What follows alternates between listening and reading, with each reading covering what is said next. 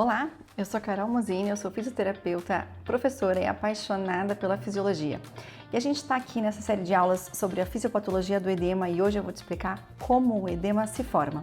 Então já aproveita e se inscreve aqui no canal e assina o sininho que a gente vai postando aulas sempre para você entender sobre o corpo humano de verdade. Mas a aula de hoje é sobre como o edema se forma. A gente já conversou sobre o que é o edema e vamos conversar sobre outras coisas de edema, mas hoje é sobre como o edema se forma.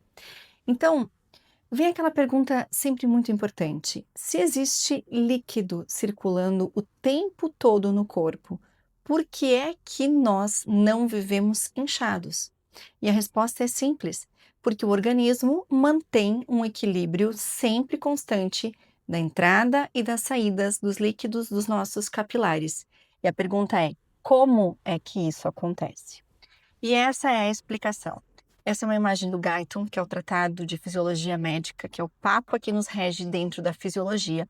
A gente vai falar hoje sobre essas pressões, especificamente, que sempre gera grande dúvida entre os estudantes quando estão aprendendo sobre a fisiologia. Então, a gente tem a pressão hidrostática do capilar, que tende a fazer uma pressão do sangue empurrando o líquido para fora. A gente tem a pressão coloidosmótica do plasma, ou a pressão oncótica, como também é chamado, que é a pressão das proteínas, especialmente a albumina, que ela vai reter água no vaso, a proteína vai chupar a água para perto dela, atrai a água, então ela deixa com que o líquido fique dentro do vaso.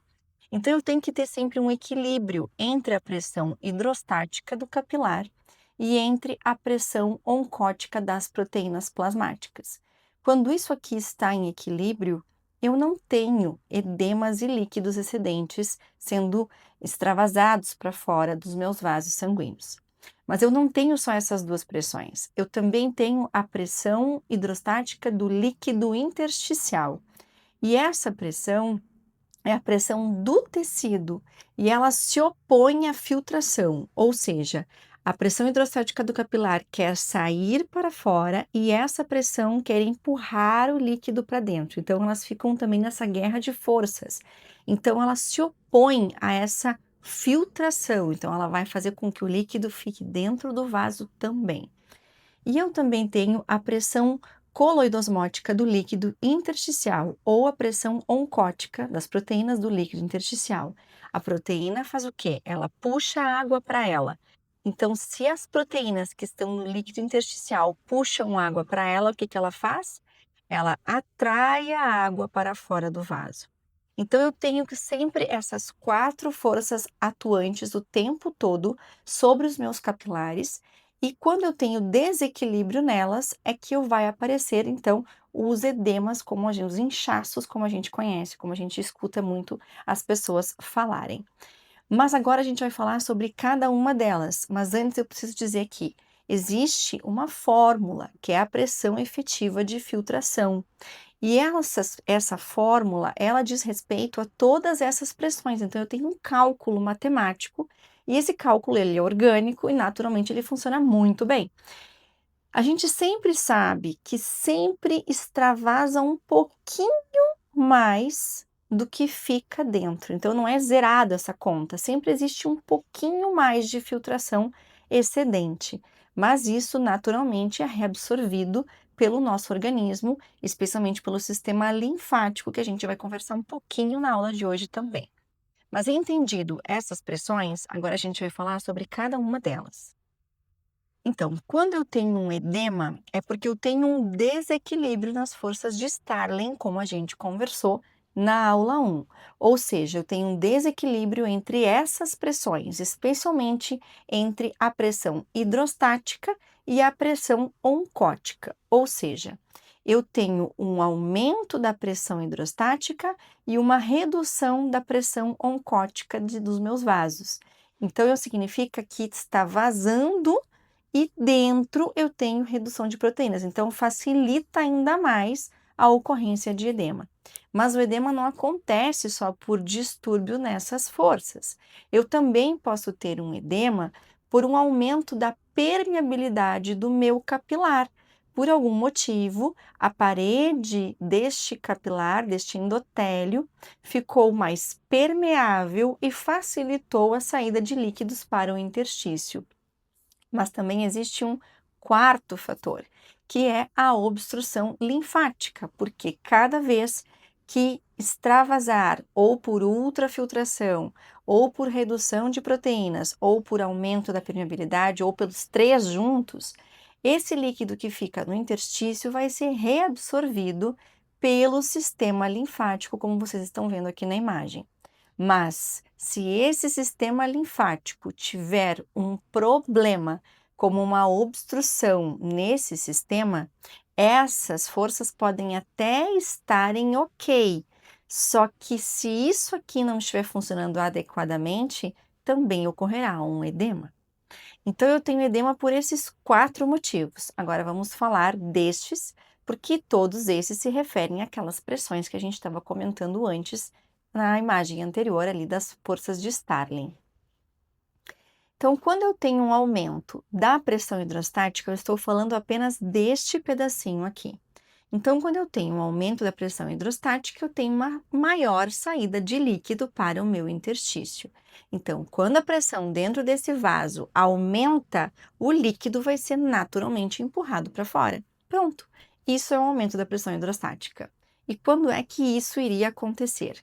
Em casos como uma insuficiência cardíaca congestiva, ou seja, o meu coração não está conseguindo bombear todo o sangue que está chegando por retorno venoso até ele e começa a sobrar líquido dentro dos vasos do meu corpo e meu paciente começa a ficar com um edema meio sistêmico, né? Uma nasarca, pode configurar uma nasarca na sequência. Também posso ter por casos de insuficiência venosa crônica, ou seja, as minhas veias não estão conseguindo fazer o bombeamento adequado para este retorno venoso até o coração e está sempre tendo um certo grau de refluxo ou de engurgitamento venoso nas minhas veias, e isso também vai facilitar a ocorrência do edema por aumento da pressão hidrostática. Começa a vazar mais líquido para fora do vaso, porque o vaso está com uma quantidade alta de volume. Ou também pode acontecer em casos de obstrução venosa, como por exemplo em uma trombose, onde eu tenho um trombo dentro da minha veia que está impedindo o fluxo desse sangue de retorno para o meu coração e começa a extravasar para fora do vaso por aumento de pressão dentro dele. Agora vamos para a oncótica, que é a próxima pauta aqui. A redução da pressão oncótica, trocou o lado da figura. Então, eu posso ter um edema por uma redução da pressão referente às proteínas de dentro do meu vaso.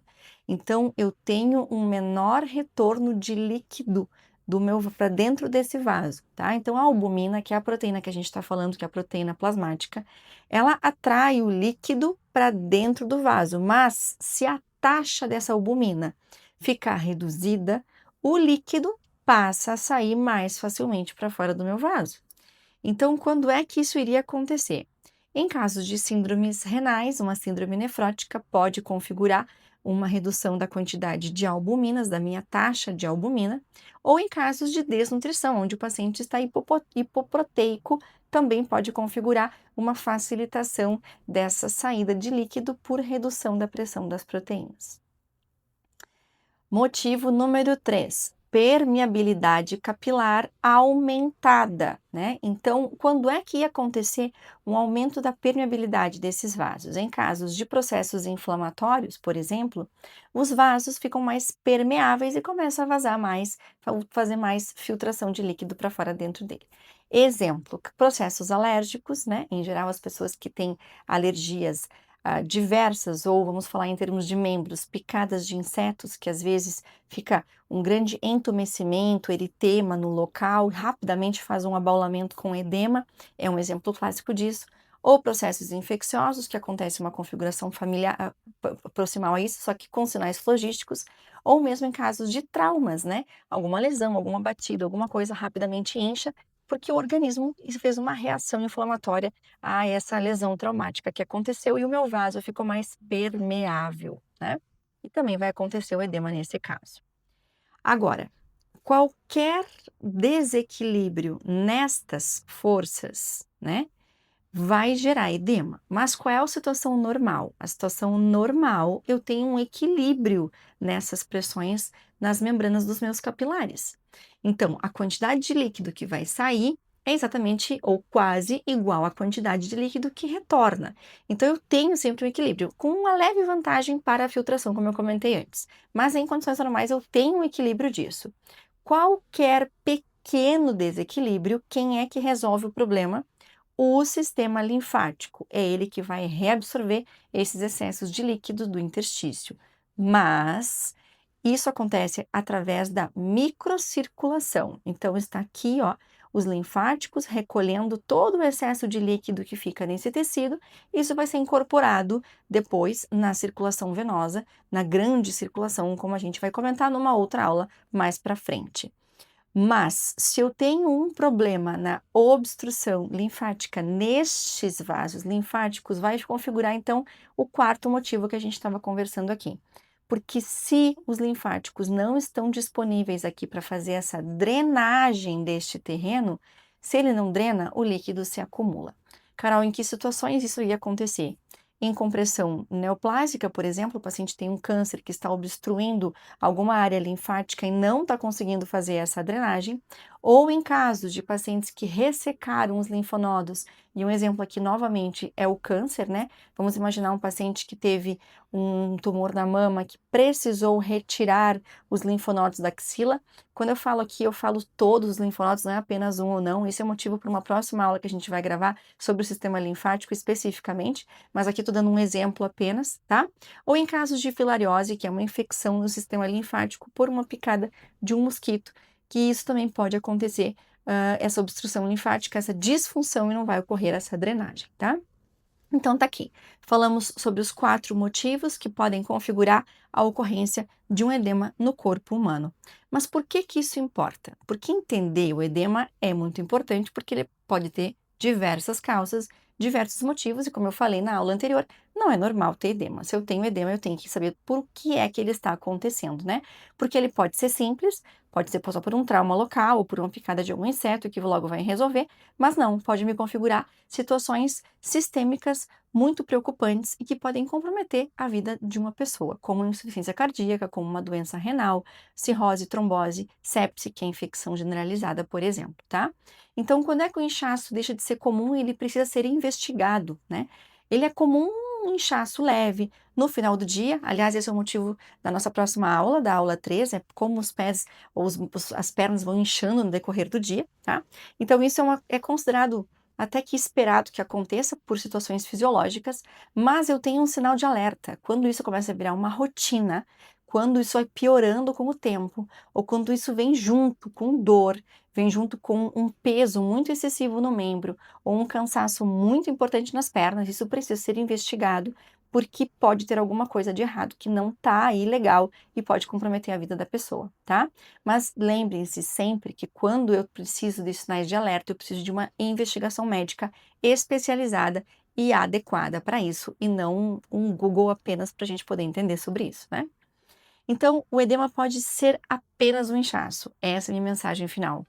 Mas ele também pode ser sinal de uma doença grave e que, portanto, precisa investigação. Então, se você gostou dessa aula, deixa um like aqui, compartilha com os estudantes ou com colegas que podem achar ela útil e podem também gostar sobre esse assunto. E a próxima aula diz respeito agora a por que as pernas incham no final do dia. Então, fica aqui comigo que você vai entender o porquê que isso acontece com você ou com quem você conhece.